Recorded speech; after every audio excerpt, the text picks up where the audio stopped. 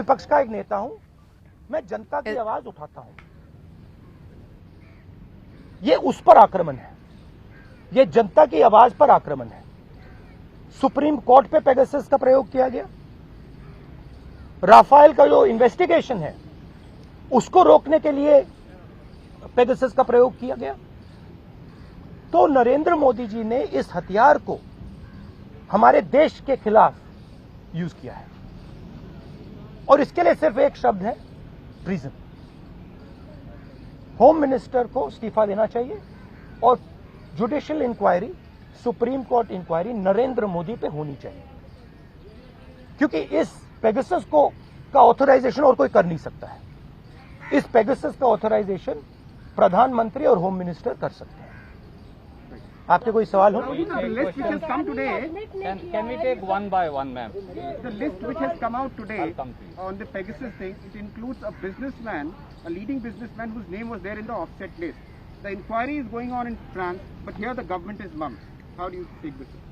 Look, I have said very clearly that there has been gross theft in Rafael. None of you people supported me. This is the truth. For whatever reason, none of you people supported me.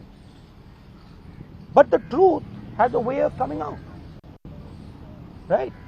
There is an inquiry in France, and you will see the Prime Minister himself is responsible for corruption in Rafael. You'll see it. Right? You can't buy everybody. You might think you can buy everybody. The Prime Minister might think he can suppress everybody. He might buy everybody. We can't. And the reason all those people, you're even in your question, you're asking a very interesting question. You're asking it in a very particular way. Why are you not asking why the CBI director's phone was not tapped? Why are you asking me about Anil Ambani? I can No, you can't ask me because because this is a mischievous question. The real question is, why on the last minute, when the CBI director was about to file an FIR, why was his phone tapped and why was he blackmailed? That's the real question. And who did it? That's the question. The question is not whether Anil Ambani's phone was tapped. See, so even in your questions, It's all related. no, but you have to ask the correct question. See, you have to ask the precise question. So the answer is, the entire Indian state is under attack. The amazing thing is, you don't know, you don't seem to understand that you are being attacked. Maybe because you're paid, maybe because you have to live with these cameras, maybe. But this is not an attack on Rahul Gandhi. This is not an attack on individuals. This is an attack on the Indian state.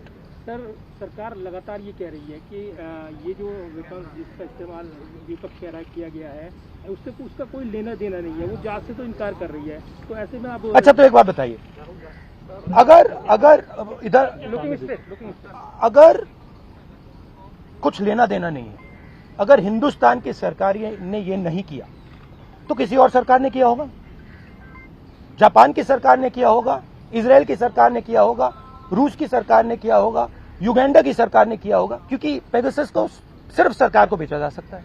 तो फिर उसकी inquiry होनी चाहिए नहीं? तो प्रधानमंत्री ये क्यों नहीं कह रहे हैं, हाँ लोगों के नंबर पेगासस में टैप हुए हैं, इंक्वायरी कराएंगे? प्रधानमंत्री ये क्यों कह रहे हैं कि हमने नहीं किया? ये जवाब देने कि उन्होंने खरीदा या नहीं खरीदा। नहीं, और ये भी सवाल है कि ये उन्होंने खरीदा है या नहीं, उसका तो जवाब दे दीजिए। सरकार इस पे कह रही है हाँ या ना पे जवाब नहीं दे रही, कह रही ये भी क्लासिफाई